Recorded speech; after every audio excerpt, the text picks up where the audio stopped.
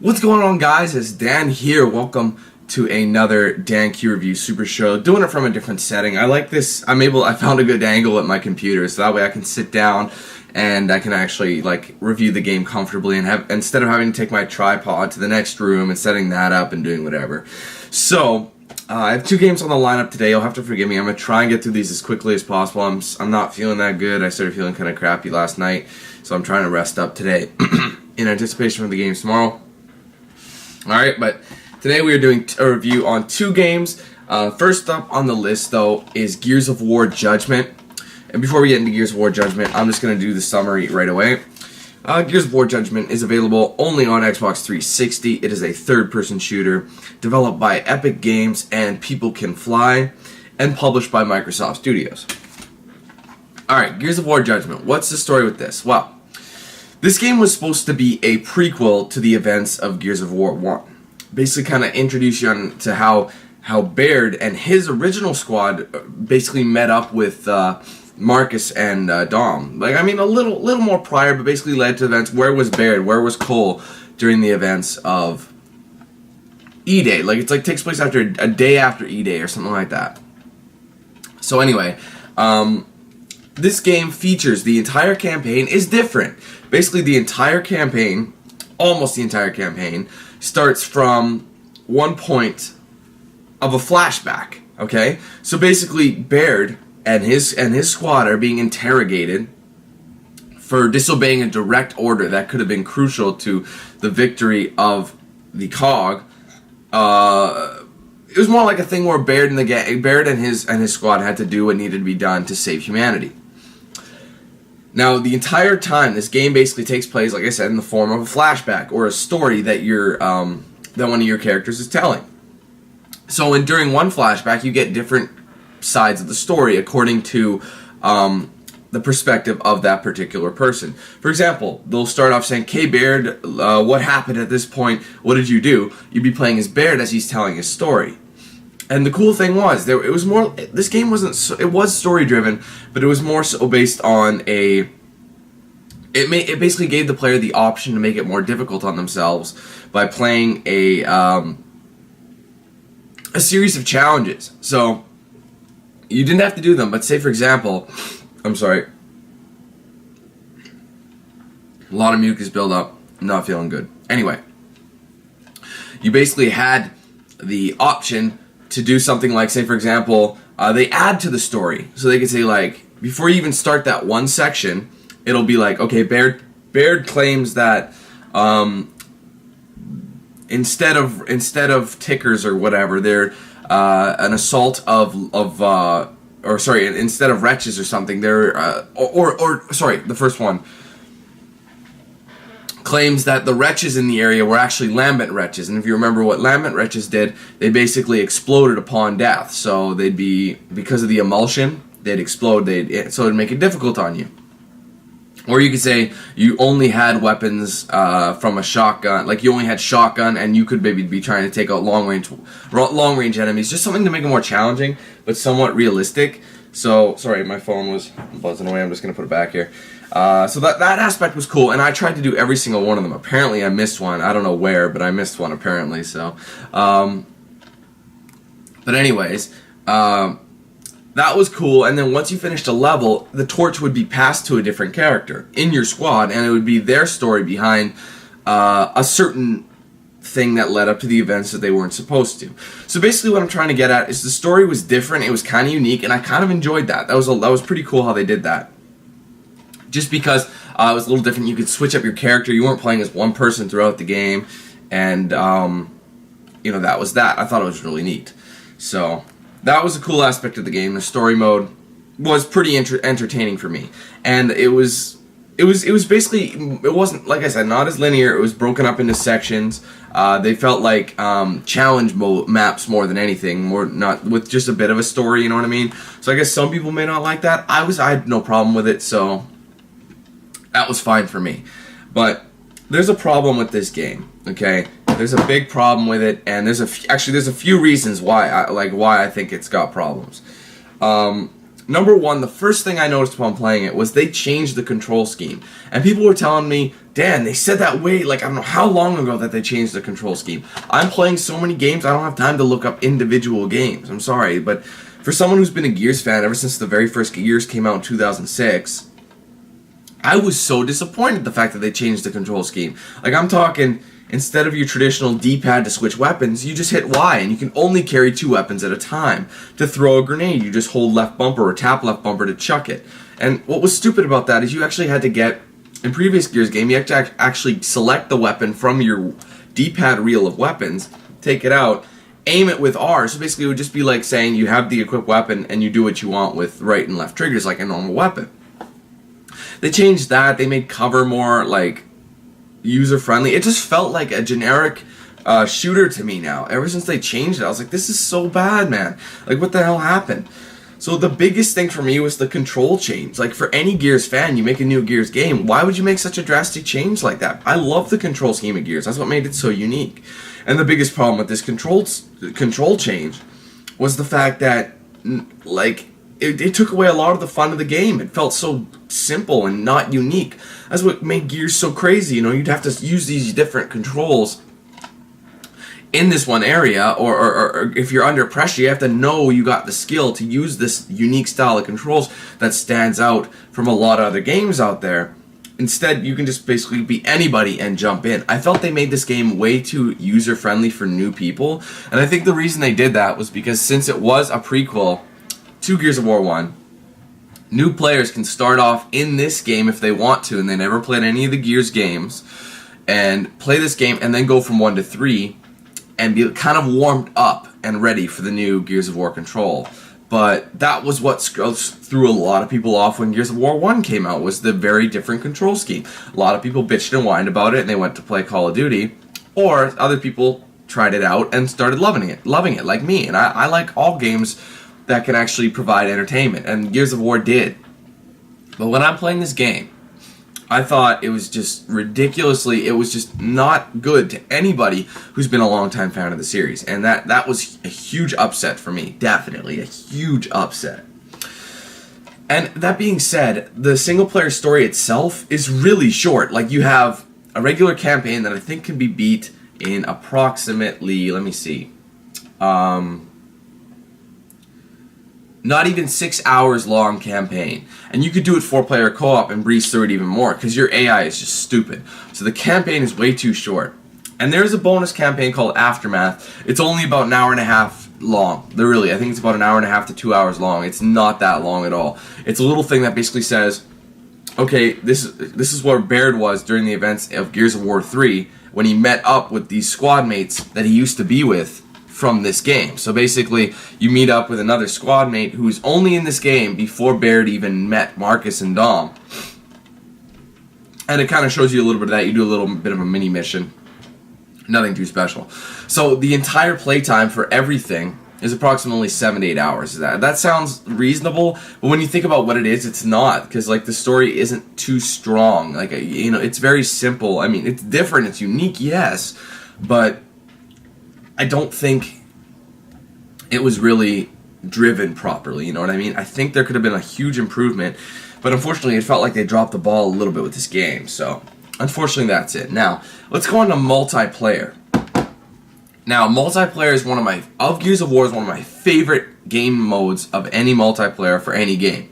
You don't believe me? Go check out my Gears of War 3 gameplay footage for multiplayer. I did beta gameplay, I did the regular Gears of War multiplayer, and usually when I do multiplayer gameplay, I do roughly 8 to 12 parts, somewhere in there. This one I did 20 off the default, okay? 20 default, like from regular maps, game types, I did 20 whole parts, okay? Then, every time a unique or special playlist came around, like whether it be, Torque Bows only, Long Shots only, or Bull Talks only, or a special Halloween episode, or an Easter episode, or a Christmas episode, or something like that. Just like an interesting playlist that they'd sometimes do, usually once or twice a month. I'd be recording a huge session of games with the original Team 8000, if you remember that. So I was ready to play multiplayer. I'm like, okay, campaign's done. It was okay. It wasn't that great.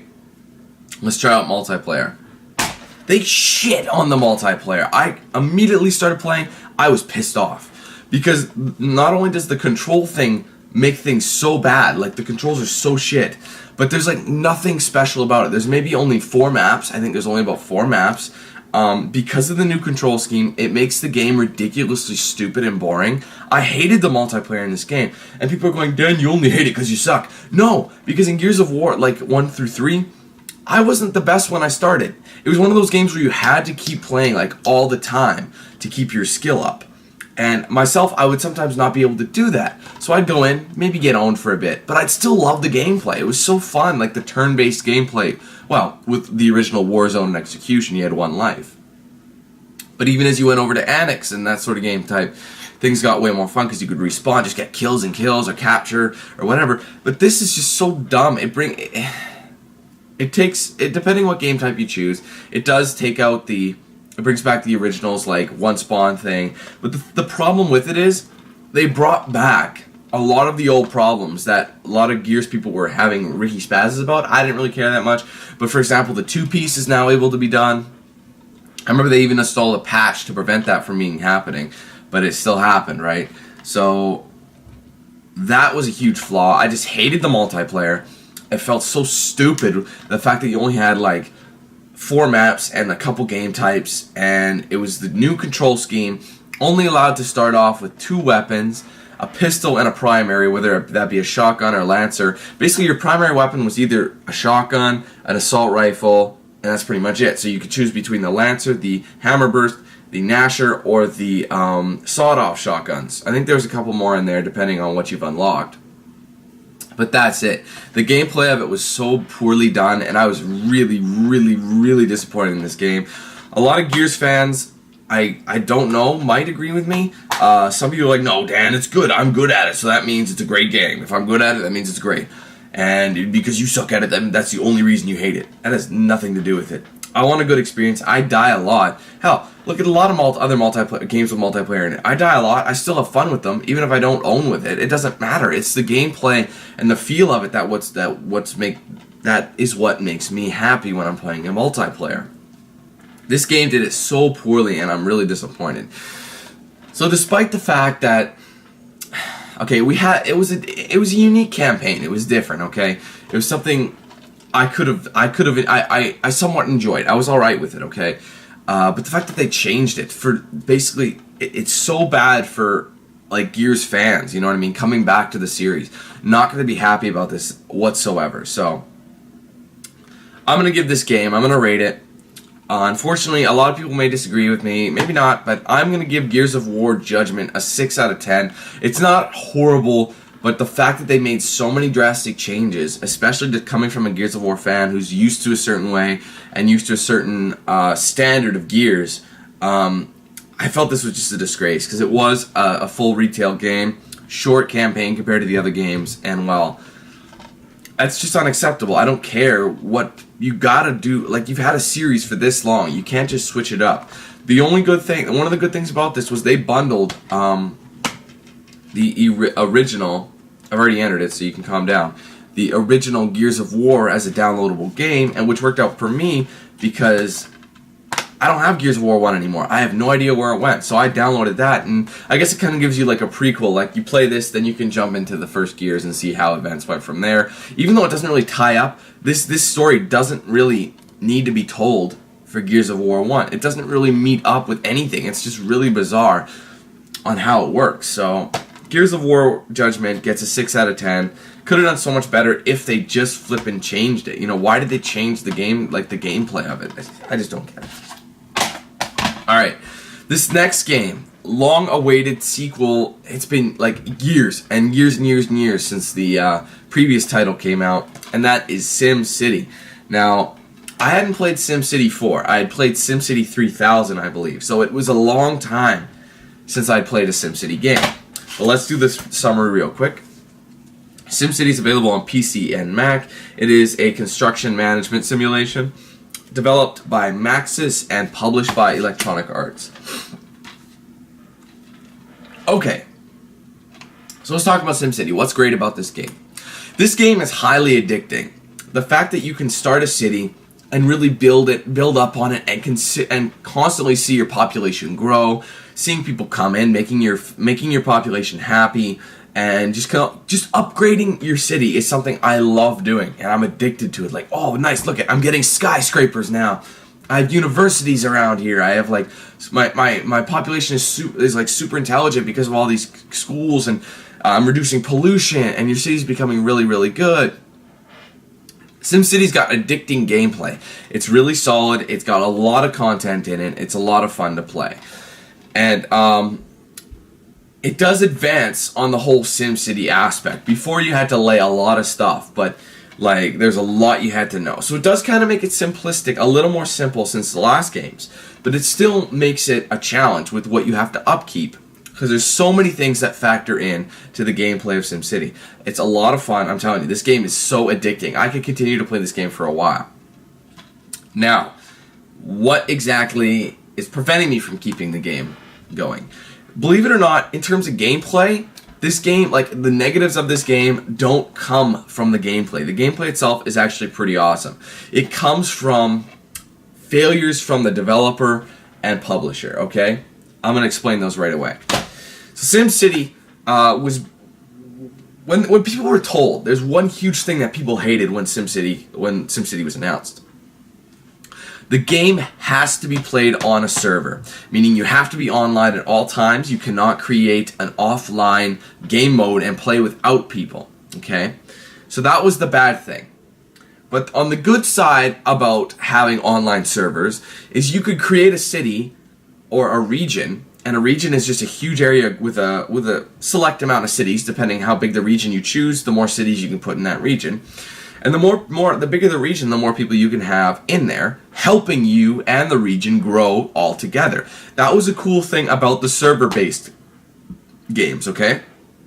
The fact that you can have your friends go to neighboring cities, maybe specialize in a certain thing, and another city would specialize in a certain thing, you specialize in a certain thing. That way everybody can unlock like certain upgrades for their own cities by working together and creating revenue, and basically each other's populations goes to visit each other's cities, spend money, everybody's town grows. The whole fact that you could help each other with their cities and offer advice, maybe send money or send technology, maybe volunteer some of your emergency vehicles, garbage trucks, that sort of thing to neighboring cities if they need a hand until they get back on their feet. That whole thing of working together to create the biggest region, this awesome city, was so awesome. That's that's one of the things I loved about the server-based game.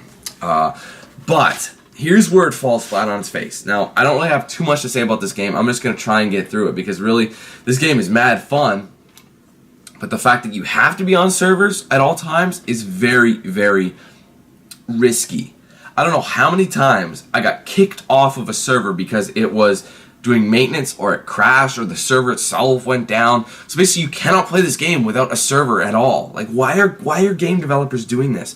Making it so that you have to be on a server to play a game at all that you paid for. That is just stupid. Because like I got kicked out like 4 times due to server failures. And they're like, oh crap, we gotta do maintenance. And the thing is, also because of these servers, I had started a city, and when I went back onto my server, because right when the game launched, they were having huge server issues. I managed to make it on. I couldn't really invite anybody to my region. I finally did. Left for a couple days. Came back, my city was deleted because they had server issues. Awesome. So basically there is no save. The servers basically just save your city as you go. You know what I mean? So it's more like chapters, okay? Picture it like chapters. So you put in chapters of your city, and it saves it incrementally in chapters.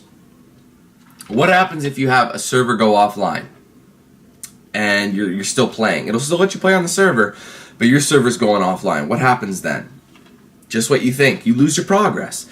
Like I remember one time, I actually, because of this checkpoint system or chapter-based system, which is what I'm kind of calling it, I was basically throughout the game you're given tips. Like, would you like to learn how to do this? Would you like to learn how to do this? And there's one thing where you can actually create multiple cities in your own region. You don't have to control one at a time.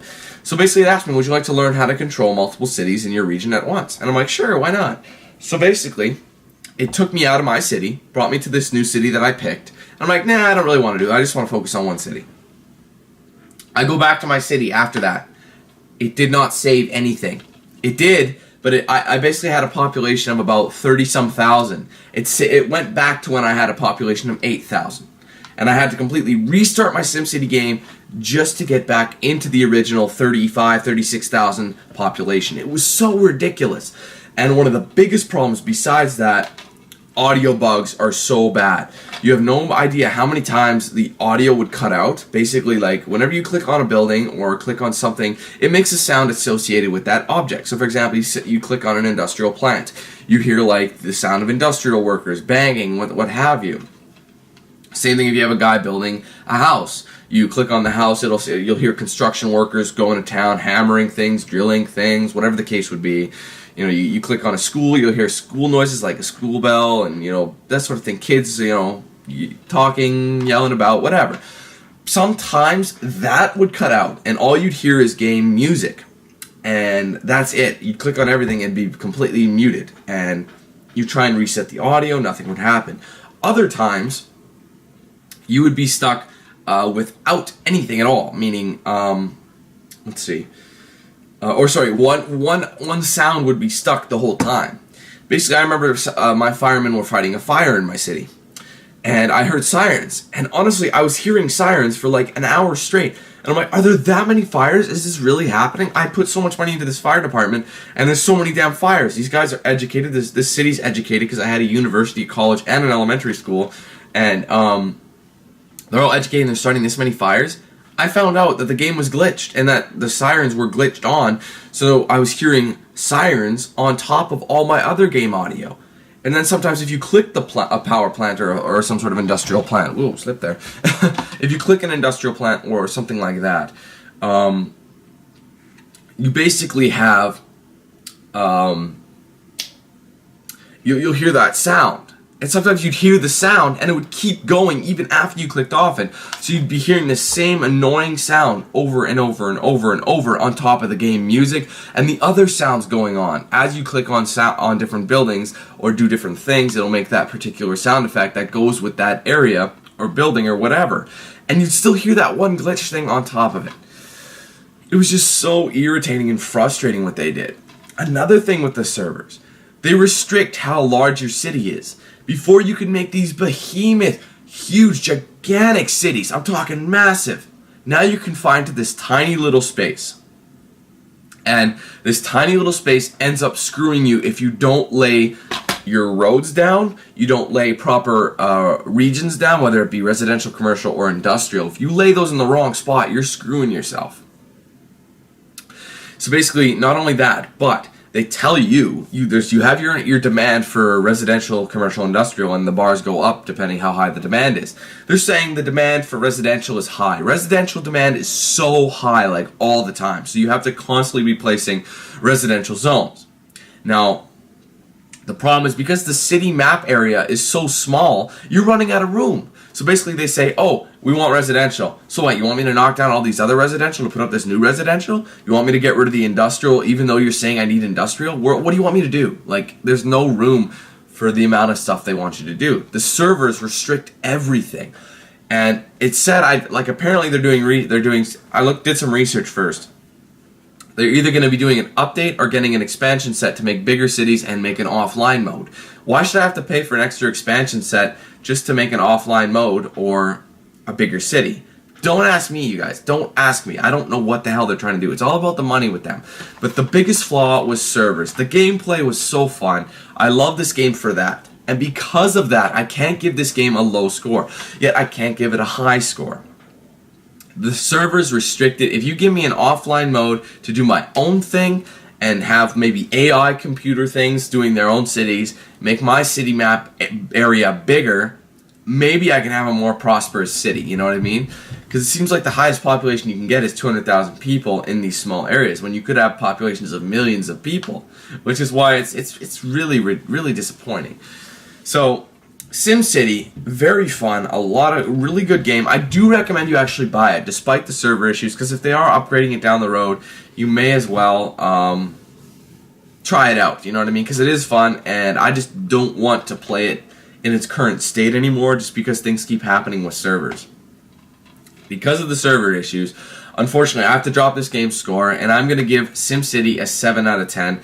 Great game. I do recommend you guys play it, but the servers and the way they built their model of this game definitely screwed them in that department. I'm telling you, if they made an offline mode with not as many server things, you'd have a way better score for me. You'd have way more fun playing this game, less bugs, you know, that sort of thing. Made the game way better. Will have made the game better. So those are the games for this episode of the DanQ Review Super Show. Finally caught up with what I finished. SimCity came out March 5th, people, just to keep in mind how long I've been playing that game, or on and off I've been playing the game. So anyways, guys, sorry for the delay on these reviews. Hope you enjoyed this review. Hope it allowed you to make a decision on these games if my gameplay didn't already.